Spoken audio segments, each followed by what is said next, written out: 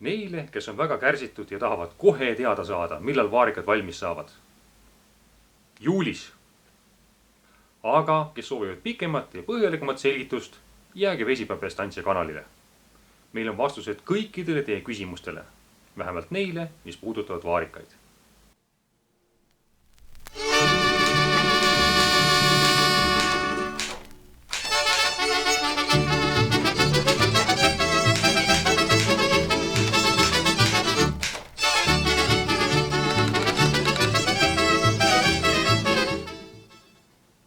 Tere!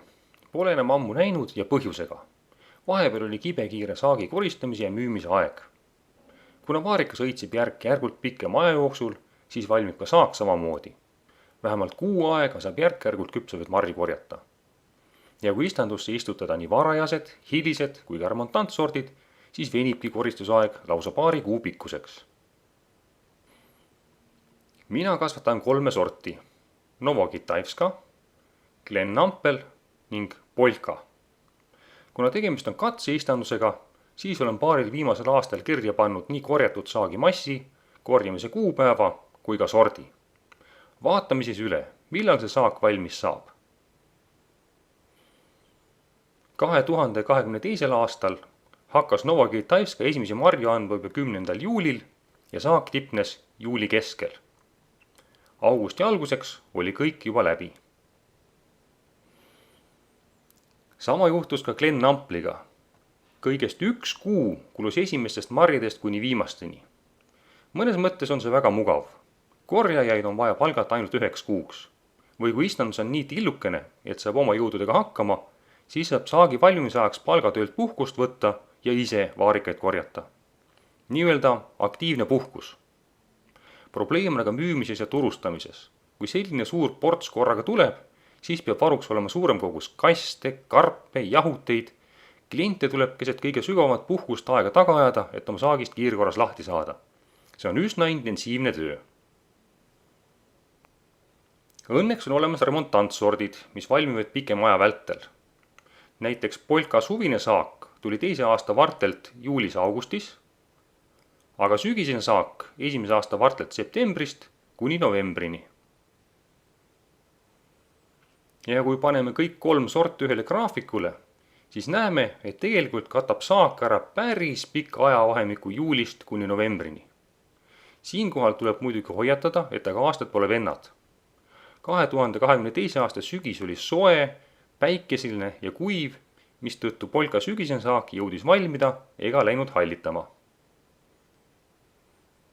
Aga vaatame, mis juhtus 2023. aastal.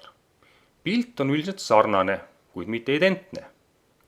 Juulis tuli suvine saak Novokitaivskalt, Glen Namplilt ja Polka 2. aasta vartelt. Septembris-oktoobris kandsid Polka 1. aasta varred.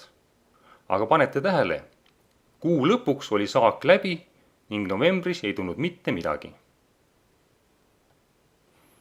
Aga vaatame detailselt sortide kaupa. 2023. aastal oli Polka suvine saak väiksem kui sügisene. Suvise saagi tipp jäi juuli lõppu ning sügisene oktoobri algusesse. Eelmise aasta graafikuga võrreldes väga erinev ja põhjus oli väga lihtne. Ilm oli hoopis teistsugune. Glen Nampel andis 2023. aastal saaki peamiselt juulis. Suurimat saaki saadi 24. juulil ning pärast seda toimus järsk saagikuse langus, kuni augusti alguseks said marjad selleks aastaks otsa. Võrreldes 2022. aastaga suhteliselt sarnane graafik, aga panete tähele, et 2022. aastal tuli saak veidi varem kui 2023. aastal. Sama torkab ka silma Novokitaivska puhul. Ka see sort küpses mõlemal aastal juulis, aga 2022. aastal oli tipp paar nädalat varem kui 2023. aastal. 2024. aasta saak pole veel käes. Polka alles küpsetab oma sügisesi marju.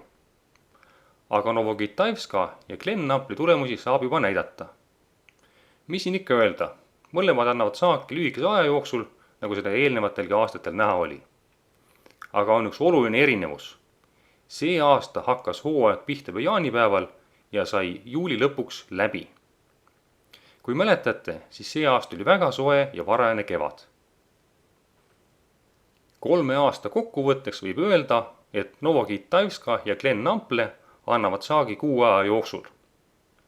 Nende saak jääb enamasti juulikuusse, kuid sõltub tugevalt ilmast. Polka saak venib terve suve peale. Polka suvine saak jääb teiste sortidega samale ajale ning polka sügisene saak alustab augustis ja lõpeb siis, kui ilm külmale pöörab. Loodetavasti oli teil sellest videost kasu. Kui te teate, millal saaki oodata, saab ettevalmistused aegselt ära teha. Pole midagi hullemat, kui terve aasta hoolitseda oma istanduse eest ja siis, kui saak ootamatult tulema hakkab, jääte korjamise ja turustamisega hätta. Terve aasta pingutused pudenevad lihtsalt maha ja mädanevad koha peal. Seda tuleb vältida. Selles videos sain pakkuda infot vaarikate valmimise aja kohta vaid 3 sordi näitel. Kui teil on omalt poolt lisada midagi teiste sortide kohta, siis palun väga, kommentaarium on avatud. Nägemiseni järgmises videos.